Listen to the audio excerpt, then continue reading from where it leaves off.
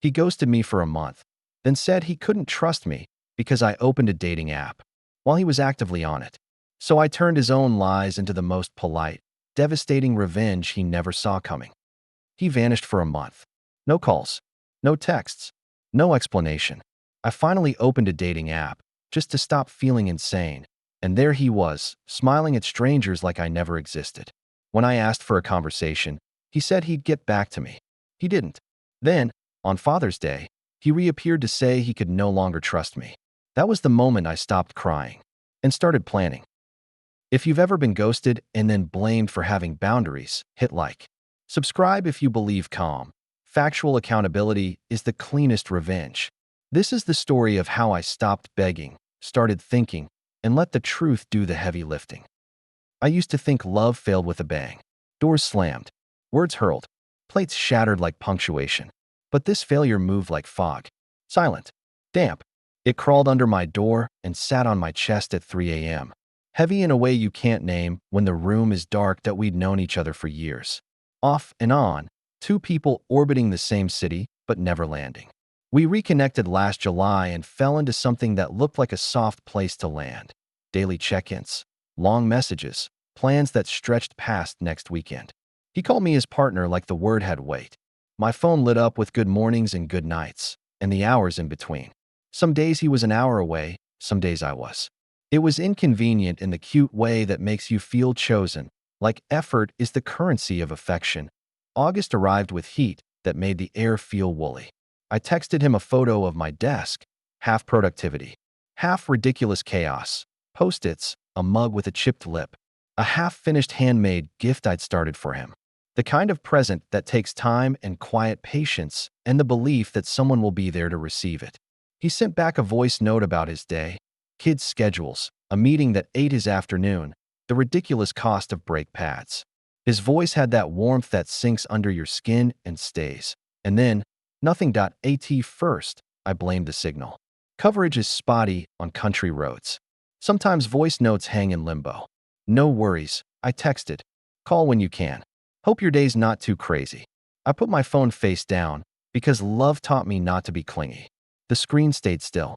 Night fell. I slept the kind of sleep that's more like fainting. Day 2, I checked our thread.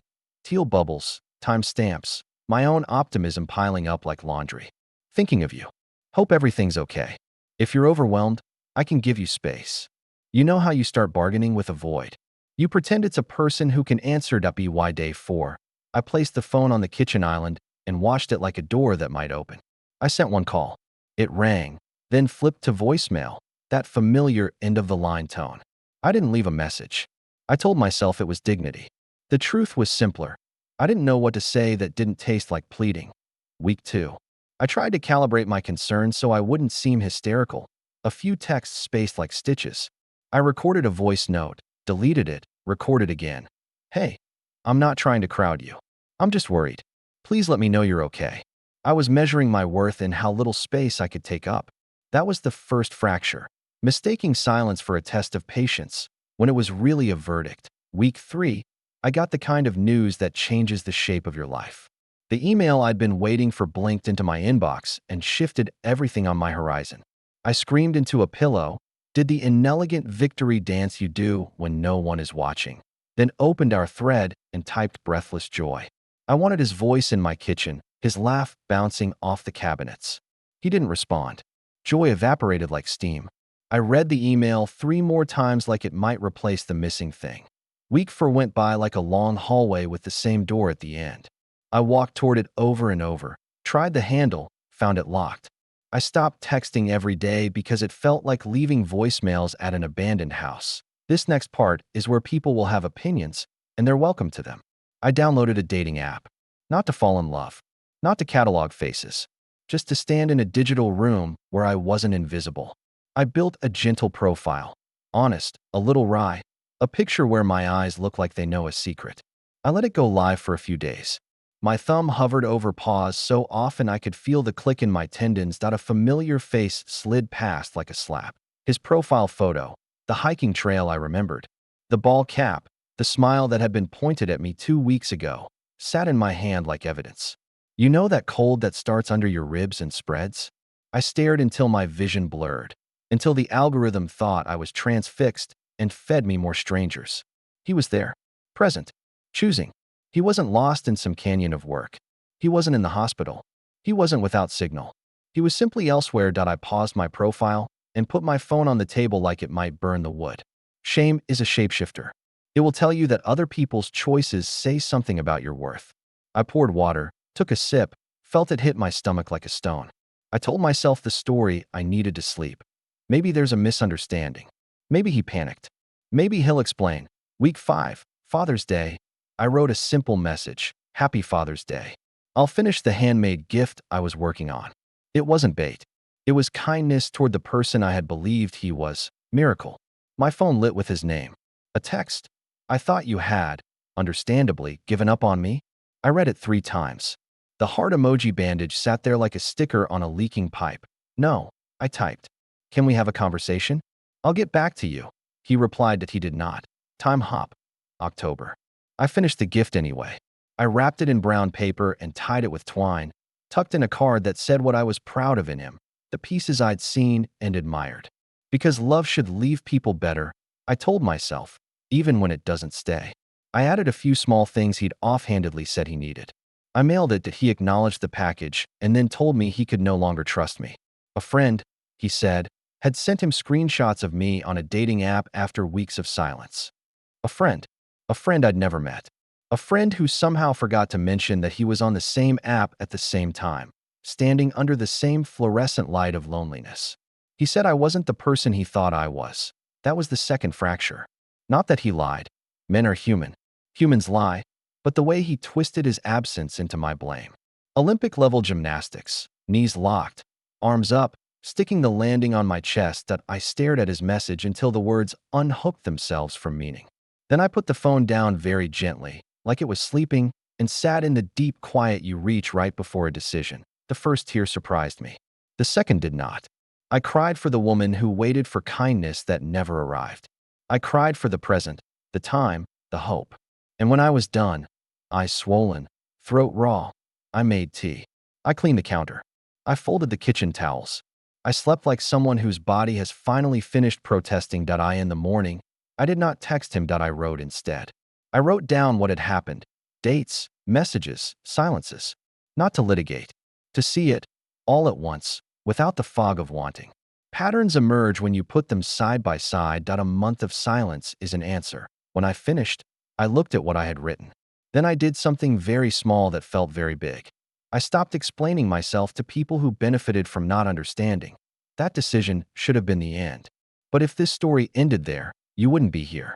There was one more fracture, and on the other side of it, revenge, clean as winter air. Cliffhanger. The screenshot from a friend wasn't the gotcha he thought it was a breadcrumb. And I was about to follow it into a room he never imagined I'd find. There's a kind of insomnia that doesn't look like tossing and turning. It looks like stillness. Your body is quiet, but your mind is a projector you can't switch off. You watch the same scenes on loop. His last message before the silence. Your instinct to forgive absence like it's an accident of weather.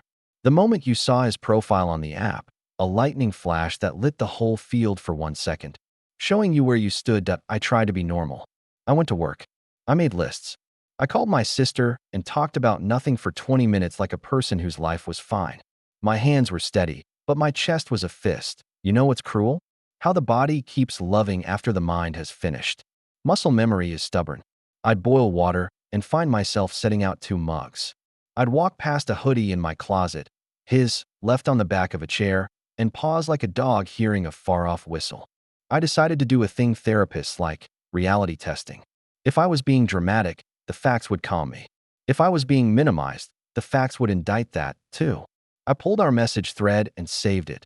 Timestamps, call logs. The last voice note he sent me, 48 seconds, about how the kids ate all the strawberries before he got home. I took screenshots of my app status, joined, paused, brief, and the day his face swam by me like a lifeguard who was only looking at himself. I didn't rage collect. I document collected, the way you would if you were your own attorney. I reread his accusation. He couldn't trust me because his friend had sent him a screenshot of my app. His friend. The friend I'd never met. The friend who existed like a shadow in his messages, grabbing a beer with a buddy, taking the kids to a pickup game, helping a friend move. No names, no tags, just friend, capital F, like a character in a play who exists to carry prop doors. This was where I had a choice. I could shrug and label him a coward and be right and walk away. Or I could satisfy the itch. The itch said, if you require me to shoulder blame for your absence, then I will require you to sit with all of your own facts. Dignity and curiosity are terrible roommates that I started with what I knew. His city, his work, his kid's school zone, the park he liked for pickup games, the coffee shop where we'd met up twice because the staff played Coltrane on Sunday mornings. I didn't have private access to his circles.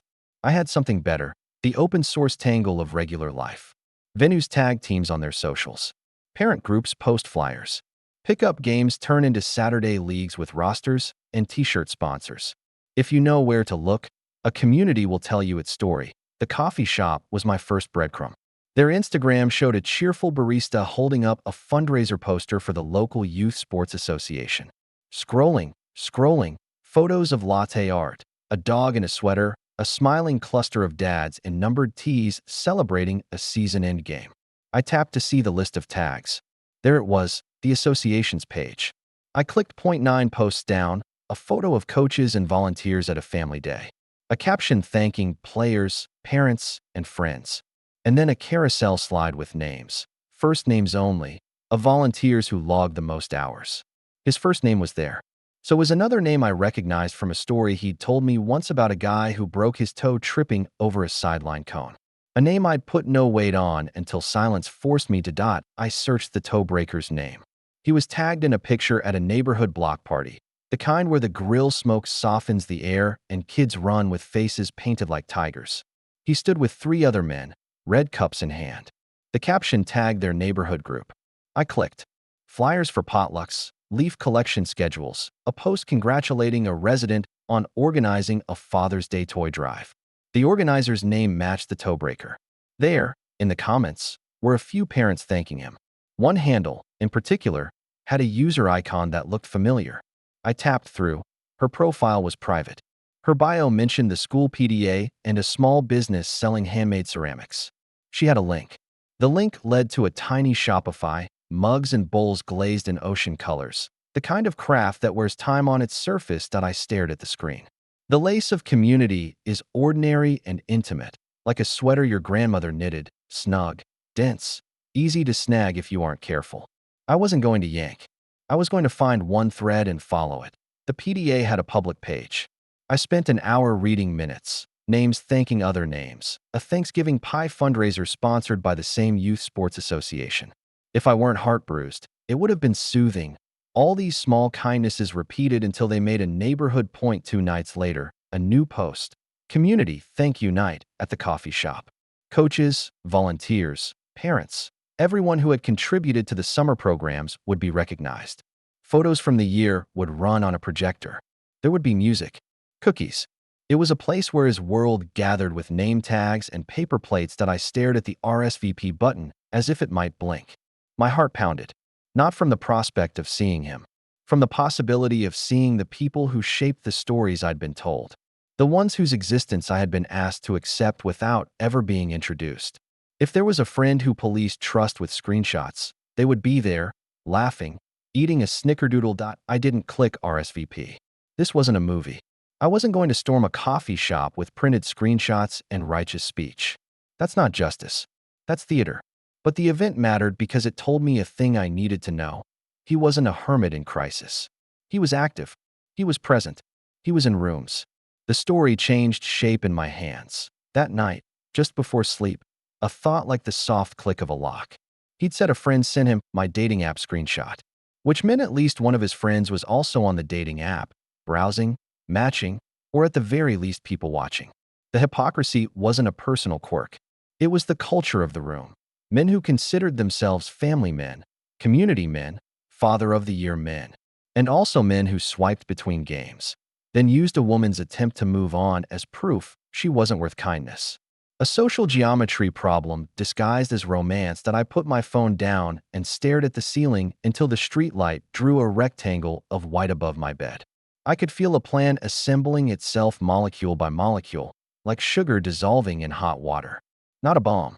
A mirror. The temptation to rage text him built like a storm in my fingertips. You know how anger masquerades as urgency?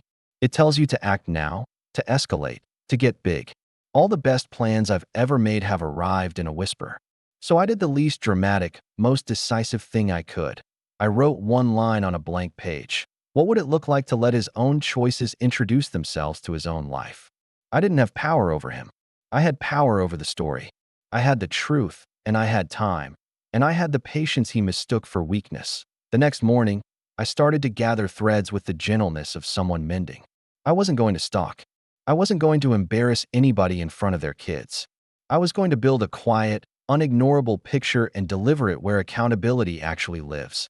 Inside the polite rooms men depend on for their reputation. Step 1.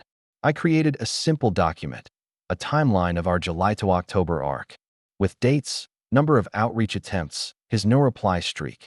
The day I saw his profile on the app, the Father's Day text, his "I'll get back to you," and then nothing, and finally his accusation. I wrote it cleanly, like minutes from a meeting. No adjectives, just facts. When I reread it, the shape of the story was so stark it almost looked boring. That's how you know you're holding the truth. Step 2. I took 2 screenshots of his active profile as proof it existed at the same time he alleged my betrayal. I didn't doctor anything. I didn't add snarky arrows. I labeled them with timestamps and tucked them in an appendix like exhibits. It felt absurd and deeply satisfying, like filing a report on gravity. Step 3. I added a section at the end titled "What I Asked For" and listed 1. A conversation, 2. Clarity, 3. Basic respect. It was the shortest part of the document, and, to me, the loudest. I printed 1 copy and sealed it in a plain envelope. On the front, I wrote his name. On the back flap, I wrote 4 words I knew he wouldn't be able to resist opening. A friend sent this. But the envelope wasn't the plan. It was the lure. The plan took shape on a Tuesday afternoon while I watered my plants and listened to jazz and realized I finally wasn't crying anymore. The handmade gift I'd finished for him sat on my sideboard, neatly wrapped. It wasn't a love token anymore. It was a testament to the kind of woman I am when no one is watching. There's a line between revenge and malice. I wasn't going to cross it. Revenge, to me, is simply the correction of a social equation. You return to sender what was sent to you, except you remove the lies and add a signature. So I picked up my phone and typed a message, not to him, not to his friend, whoever that was, but to someone who had a right to the same clarity I did. Someone who had been promised partnership from the man who vanished from me and who very likely had been promised the same from others before me. I wrote to his ex, the mother of his kids. I didn't accuse. I asked for a coffee, woman to woman, because sometimes the kindest revenge is community. I stared at the message for a long time. Then I pressed send. Her reply lit my screen 20 minutes later, so fast it felt like fate had been waiting for me to become brave. Coffee would be good, she wrote. I've wondered about some things too. The Coltrane place smelled like cinnamon and clean wood, like a house that remembers being loved. We chose a table by the window. She wore a denim jacket and a look I recognized. The steady face you put on when you've stopped being surprised. There's a sisterhood in that expression. Women who have had to become their own plan B. I set the plain white envelope between us. I'm not here to start a war, I said. I'm here to stop one in my head. She rested her fingertips on the paper like it might slide away. Then we want the same thing. The espresso machine hissed. A kid laughed somewhere behind us. The sound made the moment feel absurdly normal. Inside the envelope, a 2-page timeline with dates. No color, no italics. Just the skeleton of what happened. At the back, the screenshots, his profile live on the app, captured the week he disappeared, and my profile activated and paused during the 4th week. A post-it with 4 words. A friend sent this. She read in stillness. When she finished, she exhaled for a long time, like diving and finally breaking the surface. Then she said the sentence that turned my orbit. You know the friend who sends screenshots? Sometimes he is the friend. I frowned. You think he sent his own screenshots? She shook her head. Not exactly. There's a dad group. They talk. They sit on that app like it's a barstool. They think it's funny until it isn't. He loves saying, "A buddy told me," when the buddy is a chorus of men doing the same thing. I had expected something like, he's always been dramatic, or he's a coward. I hadn't expected a sociological field note. It didn't make him innocent. It made the hypocrisy visible. Shame is most contagious in groups. She slid her phone across the table. A text thread with her neighbor, a woman who coached the youngest age group, sat open. Weeks ago, after she and he had argued about schedules, the neighbor had written, "Girl, watch the Dad's League after hours." They swiped like they're coaching a draft. Then, a photo of the Father's Day toy drive organizer, Toebreaker, standing shoulder to shoulder with him and two other men, red cups. The bar TV lit up with a game. Caption, "Dads After Dark." The timestamp, the night before Father's Day. "I never asked for more," she said. "Just honest calendars. When the lies start, I go silent." That's how women disappear. First in the story, then in the room. "How did you end up?" I gestured between us, not wanting to define her by him. "Co-parenting is a business," she said. "I keep ledgers, receipts. Not because I want to, but because the truth loses weight if it's only a feeling." She met my eyes. "Thank you for finishing that gift. Not for him. For you. That's the kind of woman I want my kids to see around them." I laughed once, the kind laugh that hurts. I wrapped it like it might teach me patience. Now I think I wrapped it to prove I still know how to complete things. She tapped the timeline. "This is clean. It's not angry. It's a mirror." There it was. The word I'd been circling. I didn't want to burn him down. I wanted him to see himself under real light and hear the silence that followed. Shame dies in light. Guilt that won't die becomes change, sometimes. "Here's my question," she said. "Who do you want to look in the mirror?" Not just him. The room he uses to excuse himself. The friend chorus. The men who extend each other forgiveness. Like drink tickets while charging women full price for having a spine. I thought of the coffee shop's community. Thank you Night, the Youth Sports Association. With its sunny posts and careful codes of conduct. The PDA's emails about modeling kindness. He'd built a reputation like a wall, but the bricks were borrowed, service hours, carpooling, a public cheerful man. I didn't want to yank a family's safety net. I wanted the wall to tell the truth about the bricks. Revenge, but nonfiction. "I don't want to scorch the earth," I said. "I want to return his narrative, without the parts he edited out." She nodded. "Then we do it the polite way. The way men believe is harmless until it isn't." We sketched with coffee spoons on napkins like we were planning a bake sale. It felt almost weekend pastoral and also like battle strategy. Women's war rooms always smell like sugar and steam. The plan had 3 parts. Part 1, the personal mirror. I would deliver a final envelope to him, handed to him by someone he couldn't ignore. Not me. Not a text he could mute. It would say exactly what happened the way a ledger says exactly what was paid and what is owed. It would include the timeline, the app screenshots, his and mine, the counts of how many times I reached out and how many times I asked for a conversation, and one last page titled, "What You Taught Me," listing 3 bullet points. 1. Silence is an answer. 2. Accusation is a confession if you listen for the echo. 3. I am not where you place your blame. No threats. No adjectives. Facts like clean plates stacked in a cabinet. Part 2. The community mirror. The Youth Sports Association and the PDA both publicly posted codes of conduct. Model respect. Communicate with integrity. Be accountable. He loved those rooms. He wore those rooms like a Letterman jacket. We would send a quiet email to the board chairs, not a blast. Not a scandal sheet. With a single paragraph, "I am raising a concern about how one of your volunteers uses your reputation to excuse the way he treats women in our community. I've attached a factual timeline. I am not seeking punishment. I am seeking alignment between your code and the behavior you endorse. Please treat this confidentially." Attached, the same 2-page ledger, minus screenshots, names redacted except his. Why no screenshots? Because the ledger was about behavior, not spectacle. Boards don't need spectacle. They need liability clarity. Part 3. The cultural mirror. We would reclaim the handmade gift. The thing I had built with patience wasn't a love token anymore. It would be auctioned at the PDA's autumn fundraiser under a small placard I would donate along with it. One sentence printed in neat serif. "For the team that teaches our kids that showing up matters more than saying you will." No names. No arrows. Anyone for whom it burned would already be on fire. "Won't he accuse you of harassment?" She asked, practical as a ledger. "He can," I said. But the documents are surgical. They don't chase him. They document my exit. The board letter doesn't demand an action. It asks a question. Is he aligned with your stated values? She sipped her coffee. He will try to laugh it off in the dad group. He can't, I said again. Men who laugh at mirrors have to avoid them forever. Exhausting work. We set a schedule. She had her own boundaries to draw around co-parenting, calendar transparency, pick up and drop off rules. No more last-minute reshuffles that turned her life into a revolving door. She would present them through the court's recommended communication app, not text, not emotion. Structure.as for me.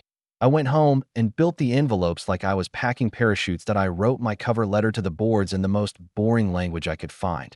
Because truth shines brighter when it wears a gray suit. I revised it until it read like a weather report. Cold front moving in, streets will be slippery. For him, I chose a pen that writes like a quiet river. The opening line took the longest. Finally, I wrote, "You said a friend sent you a screenshot and that you could no longer trust me. I believed you deserved the whole picture, so I've included it. This is not an invitation to debate. It's a closure you declined to provide that I put his envelope into a heavier mailer addressed to the Youth Association's P.O. Box. Etienne, his name, because I knew he picked up their mail sometimes. And at least 2 other men there would see his name on a thick envelope on a Tuesday afternoon. He would have to decide whether to open it now or pretend not to see it. Either way, it would enter his schedule. Then I dressed myself, not like a warrior, but like a woman who has someplace to be. Black sweater, neat jeans, boots I could stand in for a long time. I carried the auction donation to the PDA coordinator, who thanked me with a tired smile and a sticker that said helper. I stuck it on my sweater like a bandage.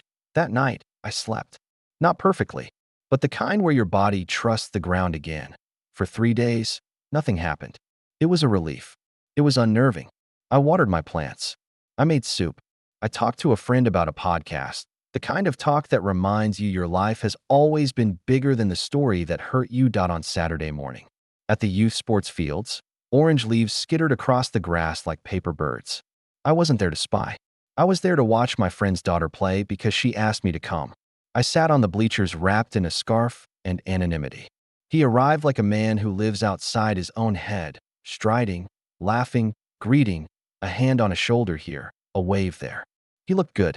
It made me angry in a petty corner of my heart that I acknowledge and forgive myself for. People who hurt you are allowed to be handsome in public. That's one of the stupidest injustices of life that I watched him without hunger.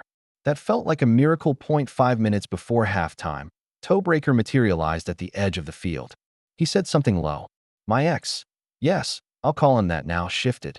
Not a big motion, just the recalibration of ego when an unexpected variable walks onto the grass. He nodded too quickly. Toebreaker patted his shoulder, then darted a glance around like he was waiting for a referee to blow a whistle. No one else could hear. 2 board members conferred near the concession stand.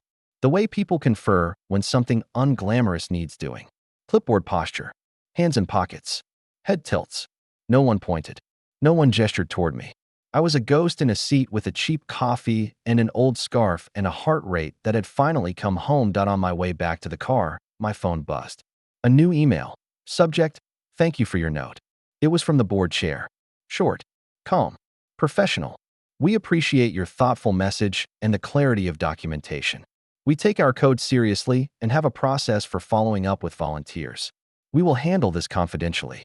There is no need for you to respond. Take good care. I sat behind the wheel and put my forehead on my hands and breathed. Not victory. Relief. Relief is a kind of heaven. At home. Another email waited from the PDA coordinator. Your donation was a hit at silent auction. A dad's table bid against a teacher till the last bell. The card you wrote made more people cry than the speech did. Showing up matters. We'll be printing it on volunteer sign-up forms this year. If you don't mind. I let myself smile. Not because I had hurt him, because I had built something small and true that would outlast the lie he tried to hang on me. This is the polite way. I texted his ex, a simple status update, nothing more. The ground is moving under his feet, but no one is screaming. He hates that kind of earthquake, she replied. Good. 2 hours later, my phone lit with his name. I let it buzz out. Then I put the phone face down and went back to stirring my soup. Revenge is sometimes the part where you don't pick up. He texted. Can we talk? I typed a draft reply. We did. For a month, I spoke. You enjoyed the silence. I deleted it. I typed another. No? I deleted that too. Then I wrote the truest thing I had. Please direct any co-parenting or community matters to the appropriate channels. For personal matters, there is nothing left to discuss, he replied. You didn't have to make it a thing with the board. I wrote, I didn't. Your behavior did. I sent facts to the rooms you represent. 3 little dots. Then nothing. That evening, my doorbell rang. I didn't move. I watched through the peephole as he shifted from foot to foot, hands shoved in his jacket pockets like a teenager who'd been told to apologize to the principal. After a minute, he walked away. I let the quiet rest like a blanket on a bed I made myself. The training module rolled out like a winter coat. Heavy, necessary, no drama. The men grumbled in threads too polite for actual grumbling. My favorite genre. Men who hate being told to be decent while outwardly agreeing that decency is the cornerstone of community. They nod with their faces and stomp with their thumbs. Toebreaker posted a thumbs up on the group page. My ex posted the same, then added a reply. Always good to revisit best practices. We all get busy. I stared at the word busy until it looked like a moth beating itself to death against a light bulb. Meanwhile, at the PDA, my small card sprouted wings. Parents repeated the line in emails. Showing up matters more than saying you will. I saw it on a sign-up sheet for library volunteers in a photo someone posted. A teacher used it in a newsletter about homework. It was like lighting a candle and watching other people take their own light from it. He texted again midweek. Not a question. A statement that tasted like a bribe. I got your gift. It was really thoughtful. I know things got complicated. I didn't mean to make you feel abandoned. My thumbs tingled with the old reflex. Translate crumbs into meals. I put the phone down.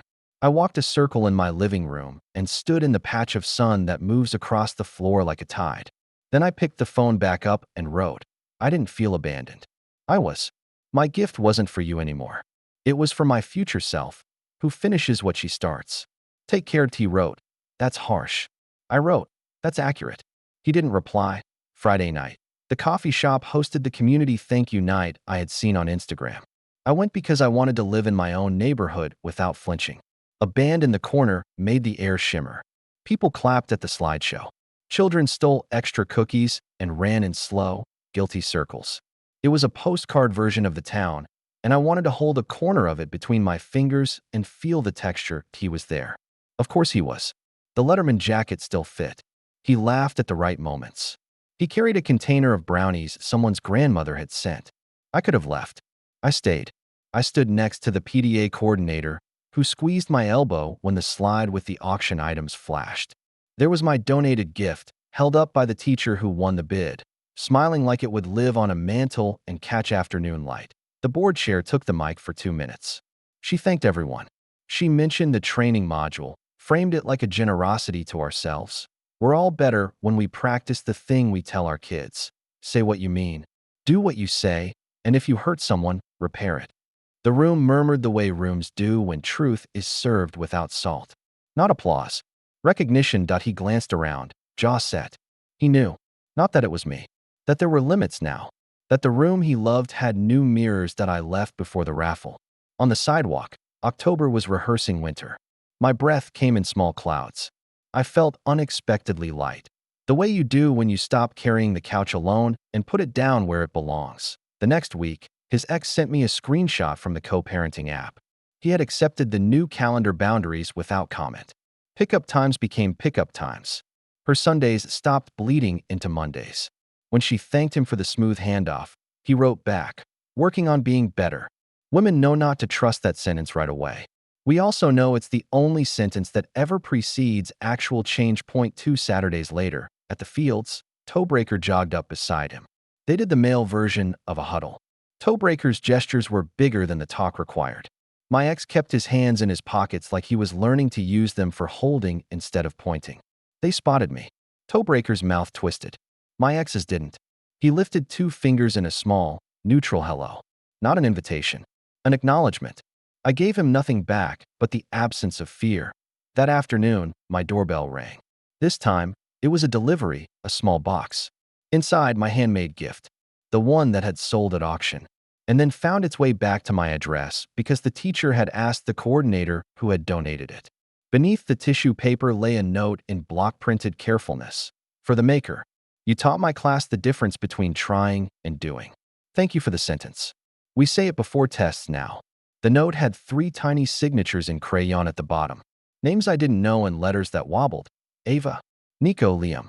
I laughed and cried at the same time. The way you do when the math comes out better than you dared to calculate. I set the gift on my mantle. Not as a memorial to a man, but as a monument to a choice. To finish what is mine. And let go of what isn't. A final thing happened in the dark where the internet lives. A new profile popped up on the app. My ex's face gone, replaced by a black and white landscape photo and a bio that said, "Looking for honesty." The audacity would have once flattened me. Now it read like a refrain from a song I no longer listened to. I scrolled past without even the courtesy of an eye roll. I had moved to another room in my life, and his voice doesn't carry here. He texted one last time, months later. Just wanted to say I'm sorry for how I handled things. I'm working on it. I didn't respond. Not because sorry isn't useful. Because the work is none of my business. The mirror rooms are doing their job.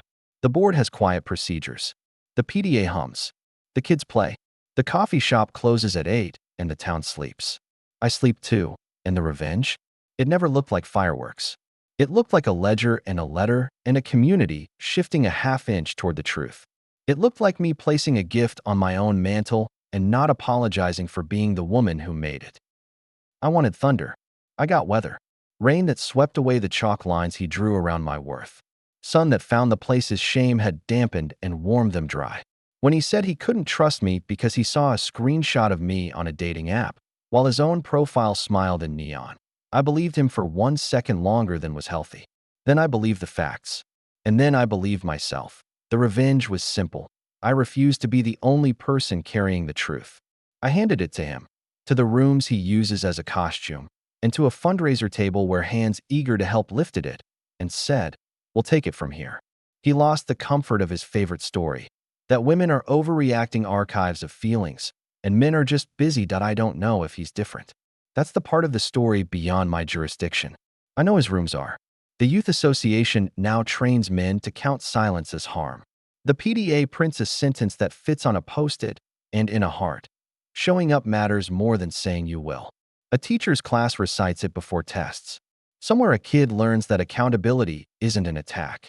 It's company policy for a life. As for me, I made space on my mantle. Not for a man. For weather. For a quiet, wide sky where I can tell the truth and call it love. If you've ever been ghosted and then told you were the problem for refusing to disappear, tell me your story in the comments. Like and subscribe if polite. Factual accountability is your favorite kind of revenge. And share this with a friend who needs the reminder. Your worth is not up for debate. Show up for yourself. Every time.